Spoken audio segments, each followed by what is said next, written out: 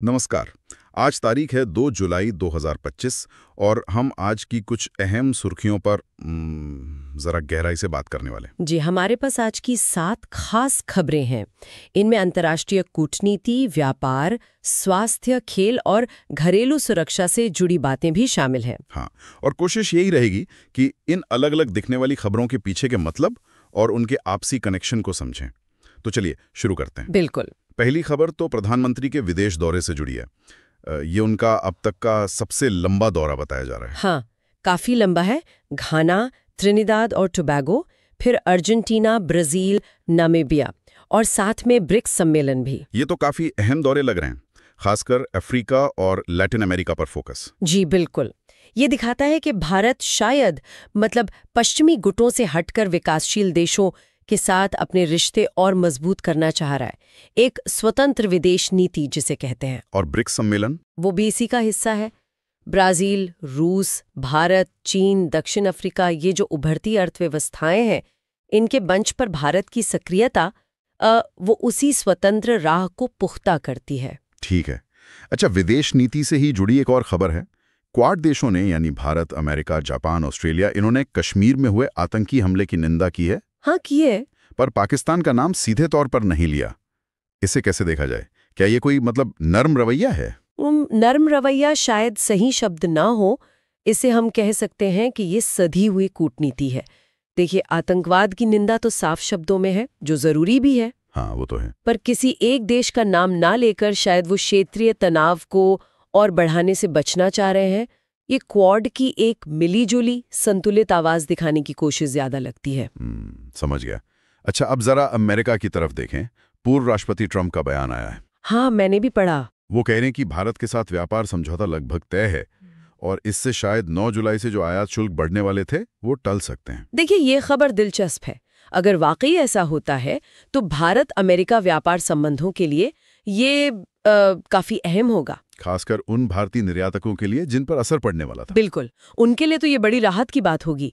हालांकि ये ट्रंप के बयानों में आप जानते हैं, एक अनिश्चितता का तत्व हमेशा रहता है, तो देखना होगा कि आगे क्या होता है। सही बात है। अच्छा, अब देश के अंदर की खबरों पर आते हैं।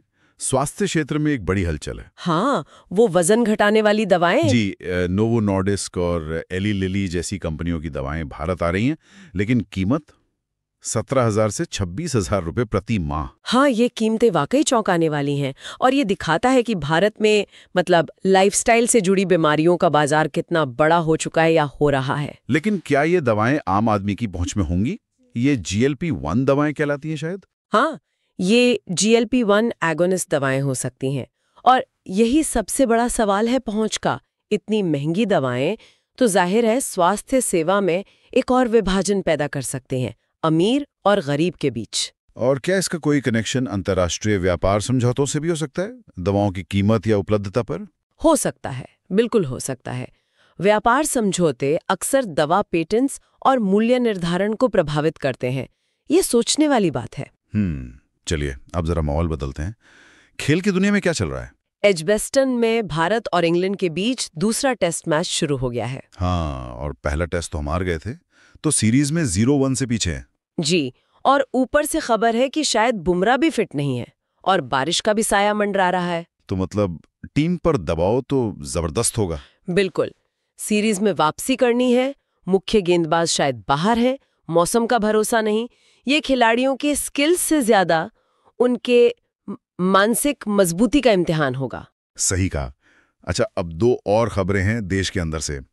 पहली तो अमरनाथ यात्रा से जुड़ी है। हाँ, पहला जत्था रवाना हो गया है कड़ी सुरक्षा के बीच। जी, अमरनाथ यात्रा का शांति से पूरा होना हमेशा एक बड़ी प्राथमिकता और चुनौती रहती है, और इस बार भी जो कड़े सुरक्षा इंतजाम है वो दिखाते हैं कि प्रशासन कोई कोताही नहीं बरतना चाहता। बिल्कुल। और आखिरी खबर दिल्ली से है। प्रवर्तन निदेशालय ED ने कोई छापेमारी की है। हाँ, जिंदाई टेक्नोलॉजीज नाम की कंपनी पर। यह कोई साइबर क्राइम से जुड़ा मामला है। अच्छा।